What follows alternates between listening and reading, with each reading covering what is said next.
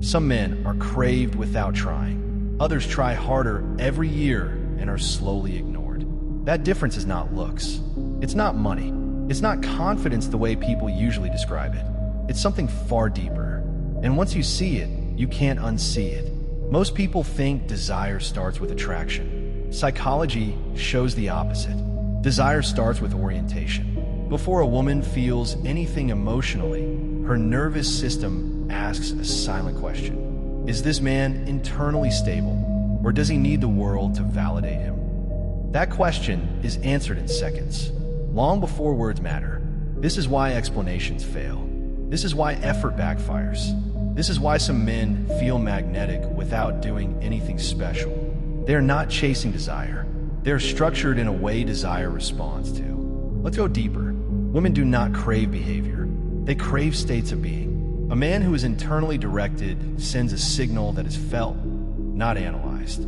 His emotions are regulated inside, not outsourced. He does not look to others to stabilize his identity. Psychology shows that this creates polarity.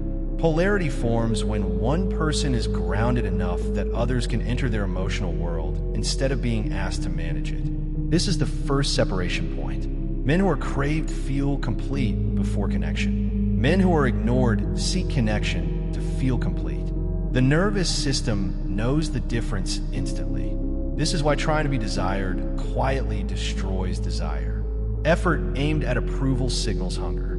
Effort aimed at purpose signals fullness. And desire moves toward fullness. Now here's where it gets uncomfortable. Emotional containment is one of the strongest attraction triggers there is. Not emotional suppression. Containment.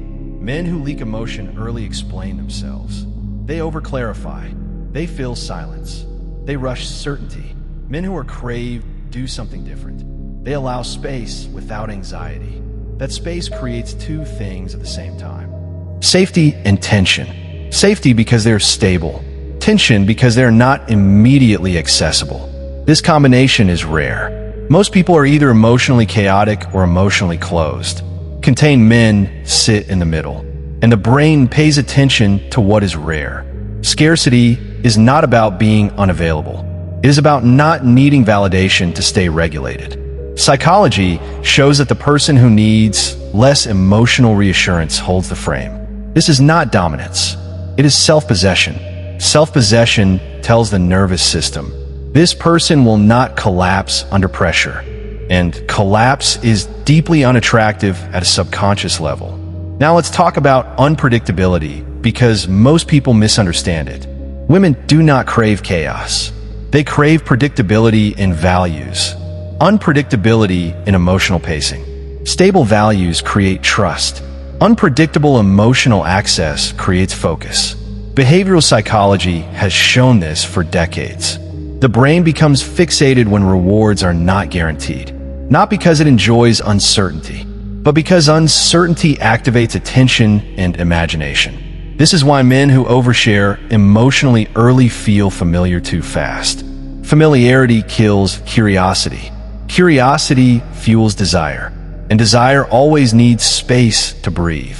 Here's something most people never hear. Attraction decisions are made subconsciously before the conscious mind gets involved. Neuroscience confirms this. By the time someone explains why they feel drawn to a man, the decision already happened. The explanation is not the cause. It's the story. This is why saying the right things rarely works. Words appeal to logic. Desire lives in the emotional brain. Done, timing, stillness, presence. These speak before language ever arrives. Now we reach the deepest layer. Women crave men who are oriented toward growth, not attachment. A man moving towards something larger than himself creates gravity. His life has direction. Direction creates pull. A man whose emotional center is the relationship creates pressure.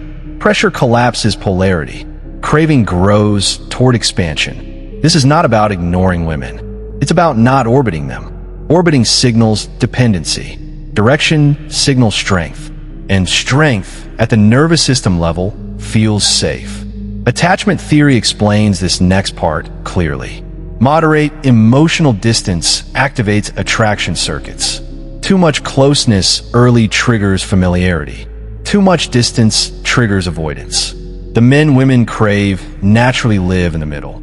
Present but not consuming. Interested but not dependent. Grounded, not reactive. This balance is rare because it cannot be faked. It comes from internal stability. And here is the truth most people avoid. Women do not crave dominance. They crave self-possession. They do not crave mystery for its own sake. They crave emotional depth that is not immediately accessible. They do not crave men who want them desperately. They crave men who want life deeply. When a man is hard to move emotionally, he feels solid. When he feels solid, he feels safe. When he feels safe, desire has room to exist. This is not manipulation. It is structure, and structure is felt before it is understood. If this feels confronting, that's not resistance. That's recognition. Because at some point, everyone has met a man like this and felt the pull without knowing why. The difference is now you know. And once you see the structure, desire stops feeling random. It starts making sense. That is why women crave some men.